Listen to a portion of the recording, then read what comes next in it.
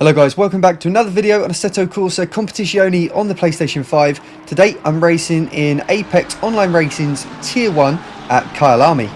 Now of course every race starts with qualifying and this race was no different.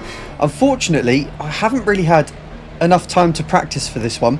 It's not a track I'm massively familiar with and I don't think I've actually raced here ever before. So yeah, unfortunately I was quite a bit off the pace, but I'm going to see what I'm able to do. I did plan to have a bit of practice in the afternoon beforehand, but I fell asleep and woke up about half hour before qualifying started. So not ideal, but let's see what we can do. So having been a second or over a second down, I crossed the line to do a 1:41.8, which was still nearly 9/10 off the pace. The next lap was then a little bit faster and I managed to cross the line to do a 1:41.5, which was 6 or nearly 7/10 off the pace, to be honest. But unfortunately I caught up to the Mclaren in front, which meant that I wasn't going to go any faster and I abandoned the lap and had to take 5th place on the grid for the start of the race. So as we head up to the start then, I've got a Porsche alongside me on my right, which is going to be extremely fast on acceleration. To be honest, this Ferrari is absolutely useless at the start of the race, as you'll see in just a moment. So the lights go green then. If you look in the mirror at the top of the screen, you can see everyone's catching me up.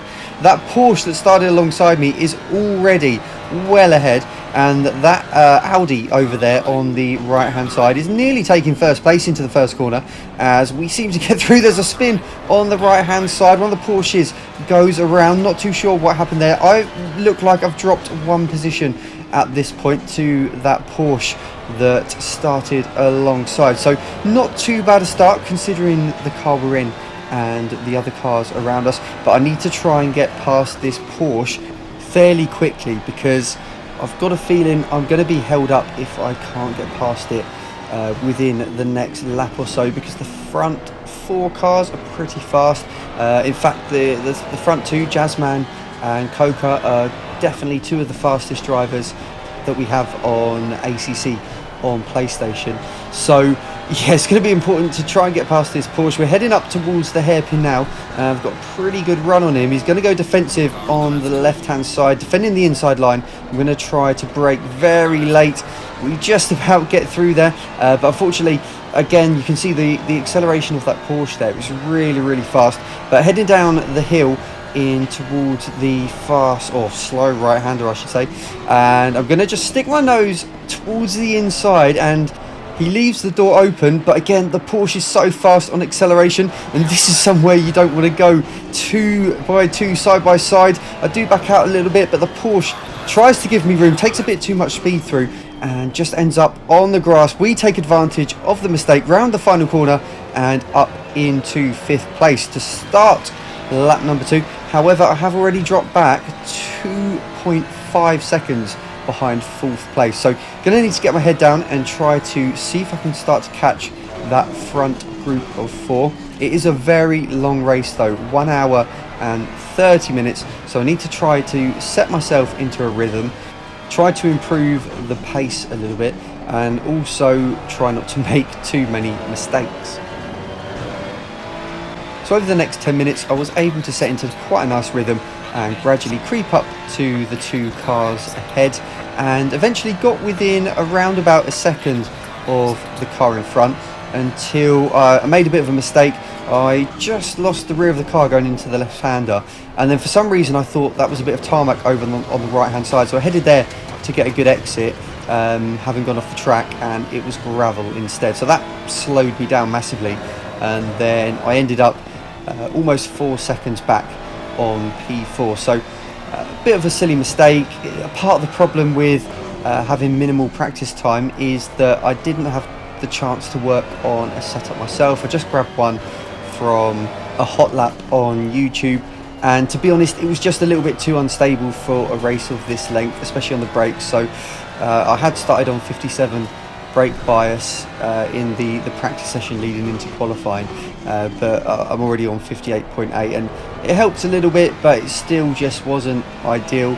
I'm also running traction control on 9, which is quite high. Normally I tend to run the Ferrari on 6 or 7, so I just wasn't massively comfortable with the setup, and when you don't have the confidence to really push, it definitely just saps a bit of lap time away, and then when you make an error you just obviously give away a lot of time. So just need to try and settle back down into a rhythm and see if I can close up onto that group ahead once again. Now, it did take around about 20 minutes, but eventually I did catch up to third and fourth once again. But interestingly now, there is a back marker on fresh tyres between them. So this is going to create quite an interesting situation, because Tinus up ahead is clearly on the used tyres, as am I. But because of that, it's going to be really hard to close up to the car ahead, because that's also a Ferrari, but it's on fresh tyres. So it's going to have good traction, it's going to have good grip in the corners. However, it's still going to be lapping around half a second or so slower than we are. So that's going to create a really interesting situation. I'm going to be able to hopefully close up to Tinus in front. And yeah, it's just going to spice things up again, a little bit, and we'll see what can happen. Now, in terms of strategy, there is one mandatory pit stop required in this race, but both refueling and a tyre change are optional. So the strategy I'm going to go for is pretty much pitting at the halfway point of the race, putting on some new boots, and also filling the car. So you can see I've got 7 litres of fuel left at this moment in time, which is about 3 laps probably, including this one that I can run. So providing that Tinus up ahead is on the same strategy as me, I could potentially try to pit early now that he's stuck in traffic and get a bit of an undercut, or I can hang on behind and see if an opportunity presents itself to get past him on track. I did, however, decide that I would try to do a bit of an undercut. So coming into the pit lane here, making sure we get down to the pit limit speed. I wasn't sure if I could go full speed through that final corner, but I was able to. It's really useful when you're in a pit lane as well to just go to the bonnet cam view, just so you can see where your pit box is and line everything up nicely. Didn't take any risks there. Make sure you stop the engine in time. So it's going to take 30 seconds for your tyres to be changed. So turn the ignition and be ready to start the car as you get dropped. And I'm not sure what happened here, but I just didn't really get away at all. I don't know if it was a bit of a glitch or if that was just me being half asleep, but yeah, not the best exit from the pit box. But we've rejoined the race and it looks like we're in 10th place now, around about 16 seconds it looks like behind Coca, who was running neck and neck with Jazzman at the lead of the race. So it doesn't look like we've got any chance of finishing in the top 2. But you never know, potential podium might be on if we can get a good few laps in. So time to really push now. This is hammer time. We might potentially get a car or two with the undercut, but again, we did have that poor exit from the pit box, so it might be a bit difficult if I'm being perfectly honest. So the first of the cars up ahead to pit was Bumblebee, and he came out quite far ahead, 5.5 seconds I believe. You can just about see him going around the corners up ahead, and it looks like I did lose quite a bit of time to him. So it looks like maybe I lost around about 1.5 seconds, 2 seconds with that slow exit from the pit box. But my tyres are fully up to temperature right now, where Bumblebee is going to be on cold tyres, and you can see already we're starting to gain on him on this lap. So we've got a chance maybe if we keep pushing to close that gap up another second or so, and that will definitely help. We also probably would have lost a little bit of time to him on our outlap as well. It's always a little bit slower on the outlap because you're just getting your tyres up to temperature and up to pressure. I did manage to get the gap down to around 3 seconds by lap number 32 with 35 minutes left of the race, but then Bumblebee increased the pace again, and that stretched out to around about 4 seconds until I got caught out on the brakes going into turn 1 and lost quite a big chunk of time. So you may have noticed that there is only 20 minutes left of this race and Tinus still hasn't pitted. So it's pretty obvious by now that he's going to be going for a no tyre change strategy. And what that means is that he would have started the race with a full tank of fuel, I would think, and then he won't change tyres at the pit stop. That will save him 30 seconds worth of tyre changing. He will have to spend a bit of time putting a little bit of extra fuel in the car, I believe. I don't think you'd be able to do the whole race on one tank, but he certainly won't need to put much fuel in the car at all, and will save a lot of time while stationary.